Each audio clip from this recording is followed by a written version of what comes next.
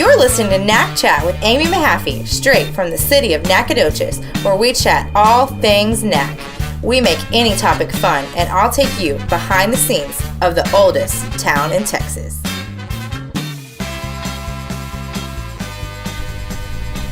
Well, we are very excited to welcome back Dan Taravella to the show. This is episode 6, and we are going to talk about kind of more about what you do and more about how you and I, how we work together. I'm the Main Street coordinator and the communications director, and then you're down the street at the police department, and we cross paths quite a bit, and you have to work together on events. And you have a dream that I always think is really funny, and I want you to share, because we do a lot of events, and I don't think people always realize there's a lot of work, and especially for your guys, and you're very protective of your resources because your guys have actual police work to do. And then we do a lot of 5Ks. We live in a very charitable community, and so we're always doing fundraising events and 5Ks and 10Ks and walks and parades and all kinds of community events, which are important. But what is your dream? Because it makes me laugh. I'm glad it makes you laugh. My dream for the last several years, I guess the last 10 years probably, has been that someday before I retire, the city will move to a one-day-a-year event, and you can call it whatever you want. It can be, but we're going to have every 5K. If you want to have a 5K, it's going to be on this day with about 10 other 5Ks.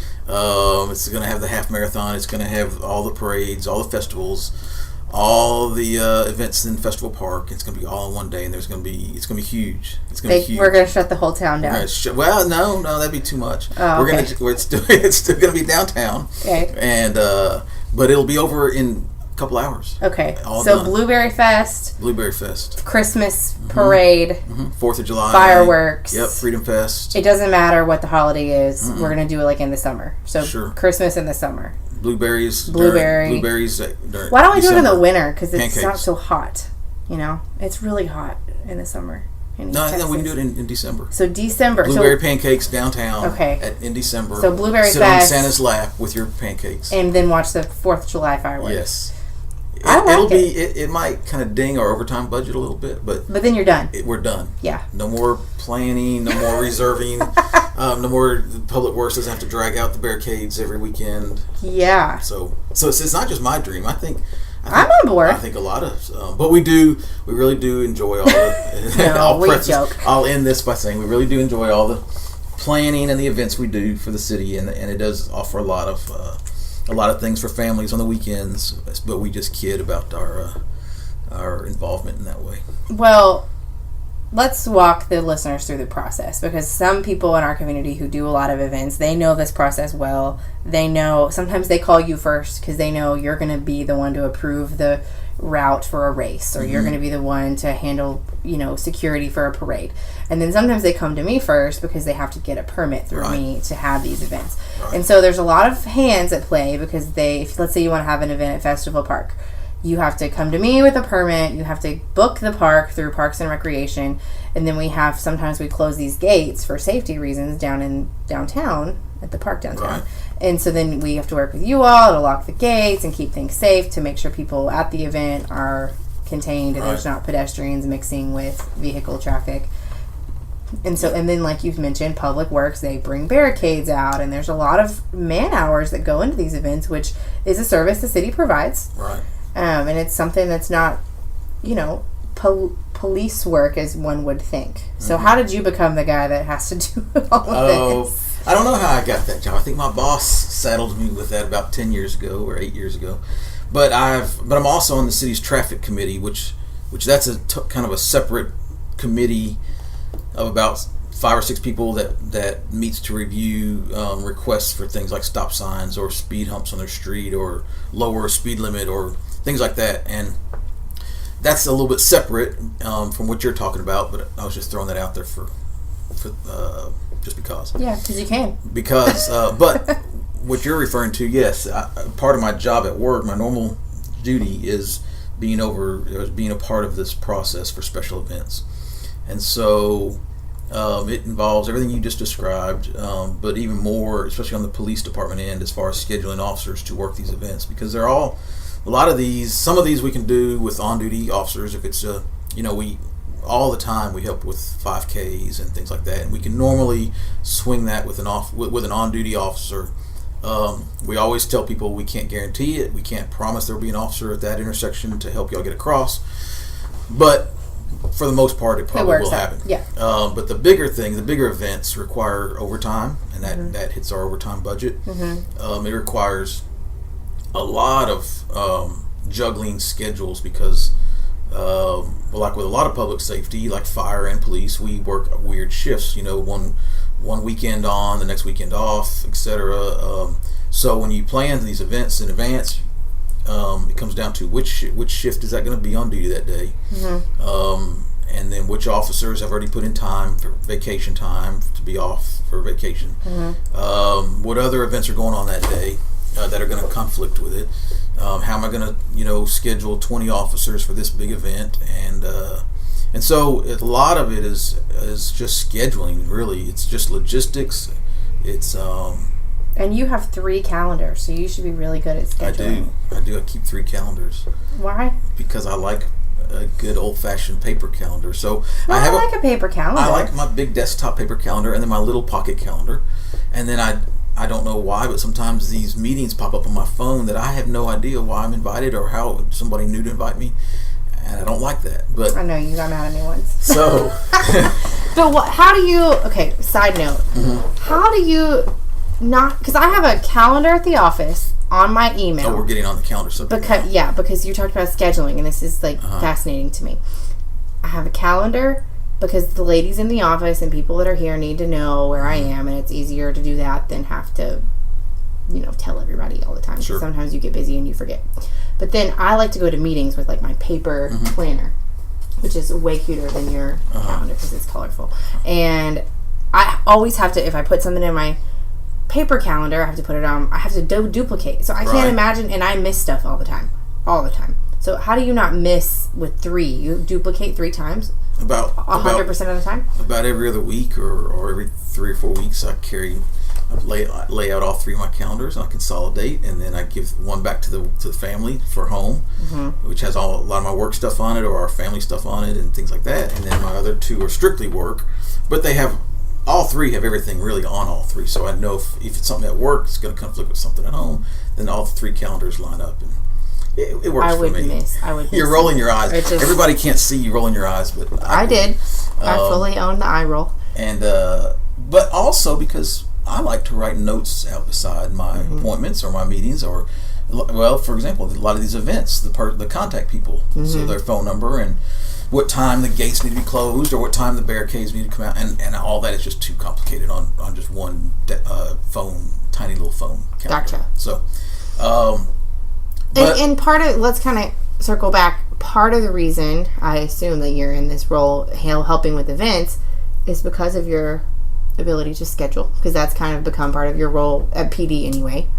Right? I don't know if that's how I got it. I think I got it because someone else didn't want it. Because you're lucky. No, but and maybe your knowledge of traffic. Yeah, a little bit. Okay. And that comes into play too, the traffic angle, which is one of my main responsibilities at work, is the traffic safety, and that's another reason why it's difficult for some people to understand why we might deny portions of their permit or request for something they want to do in a certain area with certain streets.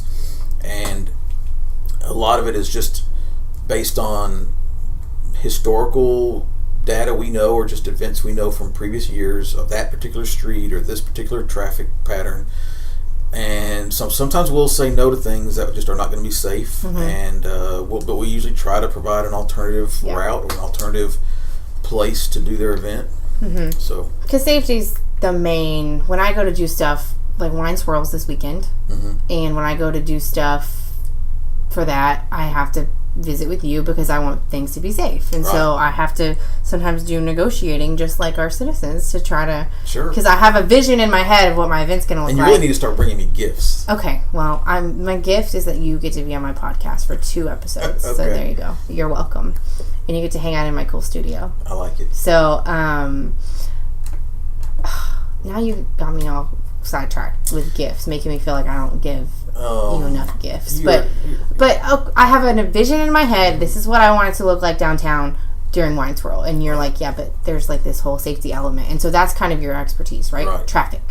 And sometimes, yes. And Amy knows, and some others that Public Works and some others that work with us on these events know that we'll oftentimes double or triple barricade something just because I say, well, there's this, it might be a very slight chance, but there's a slight chance this private driveway, somebody will pop out there and then turn the other direction and not know it's a barricaded area, so we'll wind up with a second set of barricades just for safety, and then we never want to mix people and cars, and so I might kind of be overkill sometimes, but I really prefer to barricade things a block or two further back than the actual event, and just takes sitting down with a marker and a map and there you go on paper again instead of on the computer, and and just look at where your barricades need to be and where your event's going to be.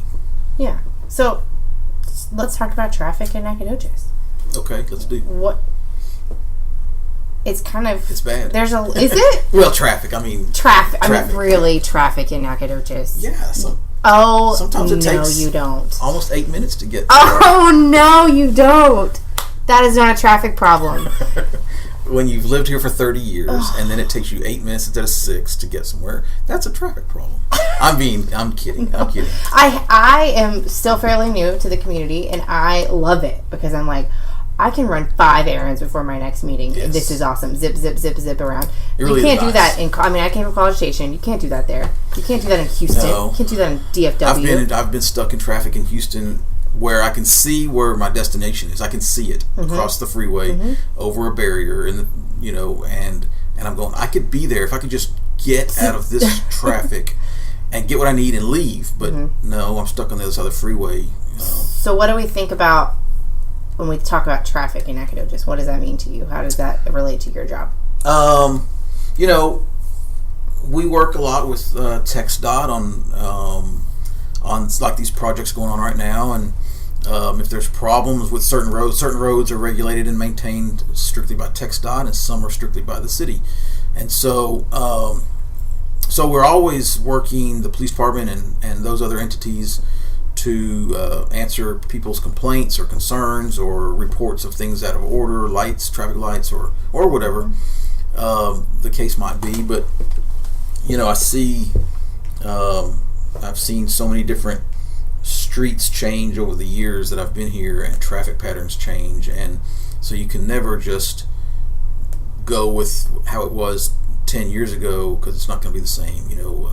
New apartment buildings are built over here, so then now you got to look at traffic patterns there, maybe a sidewalk, maybe a red light, widen the street, have more officers work radar in that area. Just there's all different things that pop up all the time. What are all these papers that you brought? What there's statistics that you want to share? Well, can you tell me more? I don't have to. Well, I want to know. I really don't even have to pull most of it. You memorized it. Well, because I go through it almost every day. You came to school instead of the podcast. You came for a quiz. I pour over that data almost very regularly, and I often have to discuss it with people, so I just know a lot of the statistics. But generally, I'll just throw some statistics out there. I'll ask you, since you gave me a quiz on one of our previous podcasts. I will probably get all these questions wrong, so go for it. Okay, how many accidents do you think occur in the city every month? In the city limits? Yeah. 10. 10? Okay. Well, you're wrong. Wrong answer. I didn't buzz at you. That's so hateful. Okay. Wrong answer. So we have about anywhere, depends on the month, and it fluctuates, and we have about between 35 to 55 accidents. 60. Seriously? Yeah. Fender benders or now here's where it gets accidents? No, now here's where it gets different. There's many more than that we never even know about, that people, and they're totally it's totally permissible to do this, but two drivers might have a small accident, pull over, exchange information, and drive away, and we never hear about it. Right. Sometimes they'll do that, and someone will call it in. Blue slip. And we'll get there, and they're already gone. So that's another. And sometimes we will issue what's called a blue form. I know all about the blue form. A blue form is an accident report. It's a form. It's a state. It's a Department of Public Safety well, now a text dot form that we issue to people who are involved in very minor accidents with no injuries, that they can just exchange. It just basically helps the first scenario that I explained of people exchanging information. It just has everything on the form that you would need from someone else. And I'm not even referring to those when I say between 30 and 60 accidents a month. If you count all those, there are probably more. But that sounds like a lot, but I'll say this. We have, when Chief Seavey came to Nacogdoches in 2005, he really wanted a traffic division specifically within the police department. And within a couple of years, he finally got the funding and the positions available, and so we created a traffic division. And so since over the last 8 years or 9 years, we have steadily declined our accident rate. At that time, we were having almost 1,000 a year, 900 to 1,000 a year. Wow. We're now around the 600 mark. We were even below that up until last year. Last year, for some unknown reason, all across the country, traffic accidents went up in every city, and every city was reporting it, and nobody. Everyone's on their phone. I don't know. I don't know. It's got to be a whole lot more than that, because everybody's on their phone the year before that, and the year before that. I guess. Yeah. So last year, for some reason, 2015 and 16, accidents went up all across the country. But we at least maintained that number in 2016 from the previous year, and we're hoping to dip down lower again. But it all comes down to high visibility, lots of police cars, as many as we can get out there, making traffic stops, issuing citations on violations, and that's what we think is there's a direct correlation. It's not what we think, we know. When there's more officers issuing more citations, our accident rate goes down. It might not be real popular with the public who might be getting those citations, but when your accident rate drops as much as it did for us, then you know it has results. I know you get this question a lot. I don't know the answer. Okay. I got a traffic ticket on my way to the interview for my job at the city. Oh, you're in trouble. And I got to the interview with the city manager, and I said, well, I met one of your lovely officers just now. That was good. And so I've since met the officer, and I always give him a hard time, like, thanks, dude. But I paid my ticket and did my defensive driving and all that. But one of the interns in the Main Street office got a ticket last week, and I said, well, did you deserve it? And she was like, oh, for sure. But she said it was the end of the month, so I guess he was trying to meet his quota. And how is that true? No, I didn't think it was. People say that all the time. No, we do keep statistics all year long, and but no, there is no quota. You don't tell a traffic officer you need to write 30 tickets today. No, we do encourage them to write tickets when they need to, stop cars, be visible, because that be in keeps this the particular accident rate down. Location. There's some locations we don't need to be as far as traffic related goes. We don't have accidents, we don't have a speed problem, so there's some areas where we are just better served by officers being in other areas. And so my quiz, I didn't get to finish my quiz. I'm sorry. What do you think the leading cause of accidents in our town is? Running red lights. Really? Wrong answer. Speeding. It's rear-ending other cars. This buzzing noise you're making. It's rear-ending. Over a third of our accidents every month are rear-end accidents. Now that has a whole lot of other things within it. You know, your cell phone stuff, your texting, your speeding, but running red lights, which people usually assume is always going to be your number one problem. It is a big problem, but it's usually third on the list. After rear-end accidents, it's usually people turning left in front of other cars or pulling out from a parking lot. Okay. So we call those hard lefts. When you make a hard left, that's not in a good spot and it's high traffic, and we have a lot of T-bone accidents from turning left and pulling out of a private drive. Those usually come in second, and then our red light accidents are usually come in third. And they're bad accidents, though, when you have a red light accident, usually. Red light accidents, well, they're all, the rear end accidents are not always as severe because usually it's they're stopped or they're already going slow. Some are bad. Yeah. And your red intersection, we just generally any intersection accident is usually going to be more severe. Yeah. Well, I guess it makes me feel better to know why we're giving tickets because, I mean, that is the function that they serve. And I honestly, I've never thought about it in the context of preventing accidents, the correlation between citations and, you're right, it's not popular with the public, but I guess that's why people should follow the rules, huh? Yeah, it works. It does work. Well, we're happy that you came to share all of your knowledge and give me a quiz and make this buzzing noise at me. And I only got to ask you 2 quiz questions. Well, you'll have to come back on the show and you can teach me more, because I'm still new to the city and I don't always know these things. So clearly I got all the questions wrong. So You failed. I failed. So that's good. On that note, we're going to sign off. Good. Thanks for being here. Thank you. Thanks for having me. Have a good day. Bye.